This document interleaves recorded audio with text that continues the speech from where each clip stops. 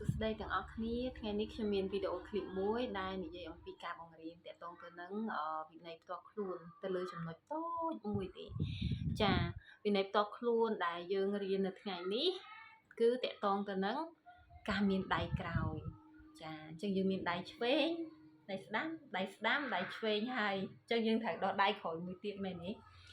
ចាមេរៀនហ្នឹងគឺមិនមានន័យអញ្ចឹងទេចង់មានន័យថាអញ្ចឹងដៃក្រោយហ្នឹងគឺជាដៃដែលពេលដែលយើងឧទាហរណ៍ថានៅពេលដែលយើងចូលទៅផ្ទះបាយយើងបើកភ្លើងយើងបើកកង្ហារ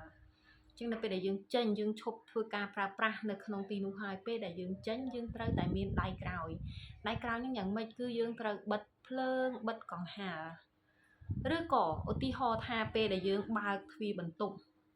ចានៅពេលដែលយើងបើកហើយយើងត្រូវតែបិទបើកចេញបើកចូលគឺបិទរហូតចាអញ្ចឹងអាហ្នឹងឯងគេហៅថាដៃក្រោយហ្នឹងមិនមែនមានន័យថាតើតែយើងត្រូវដោះដៃខាងក្រោយមួយទៀតទេអញ្ចឹងដូចគ្នាដែរទៅនឹងសិលធម៌ទៅលើការរស់នៅយើងត្រូវតែចេះរៀបចំក៏ដូចជាការពិនិត្យឬក៏ត្រួតពិនិត្យទៅលើអ្វីដែលយើងធ្វើហើយ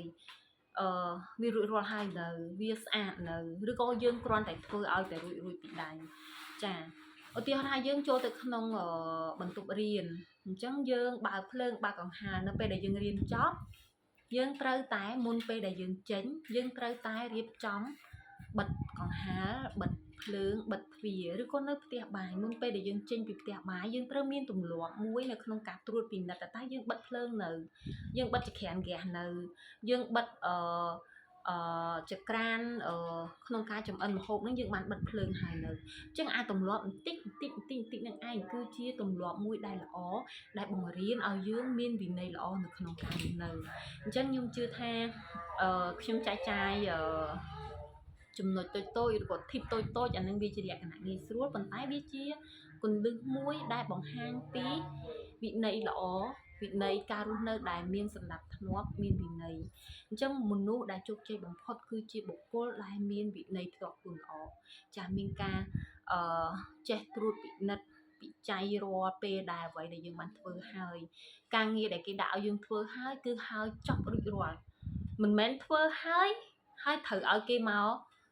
បង្ហើយការងារនឹងតាមក្រោយយើងទេអញ្ចឹងបើសិនជាយើងមានចរិតលក្ខណៈបែបហ្នឹងយើងធ្វើការផ្លាស់ប្ដូរឧទាហរណ៍មិនបាច់និយាយអីទេទម្លាប់ពីក្មេងយើងត្រូវបង្រៀនគាត់មានន័យថានៅពេលដែលគាត់លាងសម្អាតចានហើយគាត់ត្រូវតែជូតសម្អាតកន្លែងលាងចានឲ្យស្អាតប្រមូលកាកសំណល់ផ្ទះបាយដាក់នៅក្នុងថង់ជូតកន្លែងឲ្យស្អាតចក្រានសម្អាតរួចហើយត្រូវជូតសម្អាតឲ្យស្អាតអាហ្នឹងបន្តិចចាស់ប៉ុន្តែបើសិនជាមនុស្សអត់មានទម្លាប់ធ្វើវាទេវានឹងធ្វើឲ្យយើងមានការខ្ជះខ្ជាយវានឹងធ្វើឲ្យយើងបាត់បង់ហើយនឹងបង្កនៅគ្រោះថ្នាក់ណាមួយសម្រាប់យើងឧទាហរណ៍បើសិនជាយើងអត់មានទម្លាប់នៅក្នុងការបិទទ្វារចាក់សោឬក៏ប៉ុណ្ណឹងទេទម្លាប់តែចេញបើកទ្វារនៅចំហចូលបើកទ្វារនៅចំហបើសិនជាយើងអត់មានការអត់មានទម្លាប់នឹងដែលយើងរៀនតាំងពីក្មេងមកទេនៅពេលដែលយើងចេញចូលបើកទ្វារអត់ចាក់សោចោលចូលផ្ទះចោលចូលប្លង់ផ្ទះកុំហោះអ្នកណាគេអញ្ចឹងការទូបំផុតដែលយើងរៀនគឺវាបង្ហាញពីសេចក្តីថ្លៃថ្នូរបង្ហាញពីទម្លាប់ល្អនៅក្នុងការរស់នៅរបស់យើងអញ្ចឹងថ្ងៃហ្នឹងមីងមានតែคลิปវីដេអូខ្លីប៉ុណ្ណឹងទេហើយសង្ឃឹមថាកូនក្មួយនឹងអាចរៀនបានជួបគ្នានៅคลิปវីដេអូក្រោយទៀតប្រសិនបើចាប់អារម្មណ៍អរគុណច្រើនបាយបាយ